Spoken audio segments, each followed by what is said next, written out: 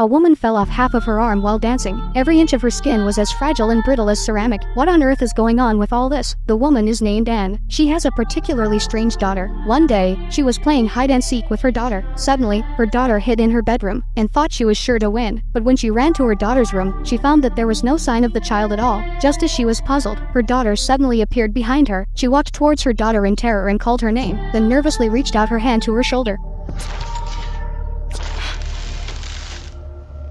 The daughter turned into a pile of red sand. The sudden ringing of the phone interrupted Anne's train of thought. Her husband called and asked her what she wanted for dinner. Just as Anne was getting the ingredients, she unexpectedly found her daughter hiding in the storage room. Such strange things often happen to Anne. In the evening, after her daughter finished her homework, she happily went to watch TV, but went and checked her child's homework. She was horrified to find that the homework book was filled with the words "There are ghosts in the room." It was clearly that she had personally helped her daughter with her homework, but why did it suddenly become these strange words? Immediately after that, something even more bizarre happened. The daughter wouldn't sleep at night and kept pounding the bedroom door hard. Seeing this, Annie quickly tried to soothe her daughter to sleep, but her daughter wouldn't listen to her mother and kept hitting her. With no other choice, she locked her daughter up. She immediately called her husband to ask him to come home quickly, but he couldn't make it back due to overtime work. Just as she was about to go to sleep, and was horrified to find her daughter standing at the end of the bed, staring at her intently, and was so scared that she suddenly shouted loudly. To her surprise, her husband was sleeping beside her, and her daughter at the end of the bed had already vanished. The next day, Anne called in a medium. She felt that there was something unclean in the room,